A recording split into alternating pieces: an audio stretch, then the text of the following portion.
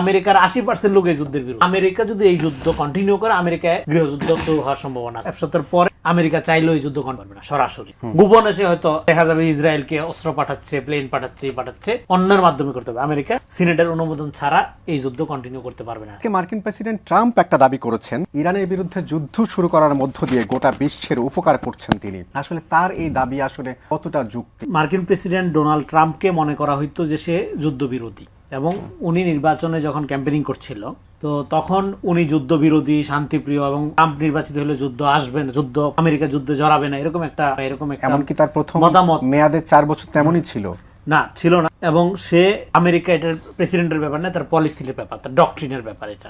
এবং এই মিত্রা ভেঙে গেছে এবং আপনার সে মিত্রা ভেঙে গেছে, এবং এই যুদ্ধে যে সে জড়াইলো, ইরানের সাথে আলোচনা চলতেছিল, সেই আলোচনার মাঝখানে তার যে অ্যাটাক করতে হলো, এই অ্যাটাকটা করছে।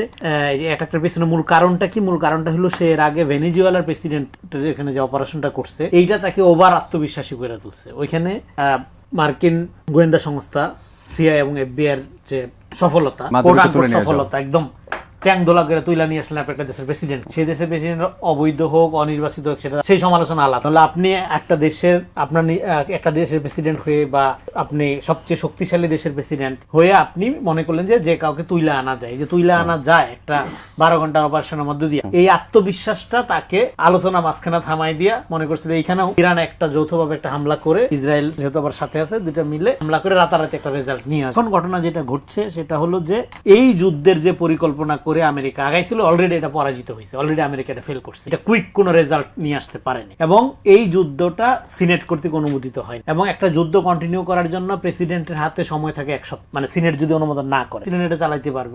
1 সপ্তাহের পরে আমেরিকা চাইলেও এই যুদ্ধ সরাসরি গোপনে সে হয়তো দেখা যাবে ইসরায়েলকে অস্ত্র পাঠাচ্ছে, প্লেন পাঠাচ্ছে, অন্যের মাধ্যমে করতে হবে। আমেরিকা সিনেটের অনুমোদন ছাড়া এই যুদ্ধ কন্টিনিউ করতে পারবে না, ট্রাম্প চাইলো। এখন সিনেটের অনুমোদন হওয়ার সম্ভাবনা 0। কারণ হলো আমেরিকার 80% লোক এই যুদ্ধের বিরুদ্ধে। সিনেট যেটা বলতেছে, ট্রাম্প মজাদার কথাবার্তা বলার জন্য বিখ্যাত, তার কথা সিরিয়াসলি আমার ধারণা তার বউ নেন, ফলে মানুষ নেওয়ার কোনো কারণ। যেখানে সিনেটের অনুমোদন হবে না, আমেরিকার লোকজন 80% লোকের বিরুদ্ধে, এবং এই যুদ্ধ যদি তারপরে কন্টিনিউ করে, ইভেন প্রক্সি আকারও যদি কন্টিনিউ করে, একজন নেভি কর্মকর্তা আমেরিকার বলছে যে আমরা ইসরায়েলের হয়ে কোনো যুদ্ধ করবো, এবং এটার জন্য তারা, আপনারা দেখছেন মিডিয়াতে, হিস্ট্রি তাকে রুম থেকে বের করে দেয়, সেই ভিডিও আপনারা দেখেছেন। ফলে এই যুদ্ধ যদি ট্রাম্প কন্টিনিউ করে, ট্রাম্পের আকাঙ্ক্ষা কি? Regime change. এটা ফেল, রেজিম চেঞ্জ হচ্ছে না।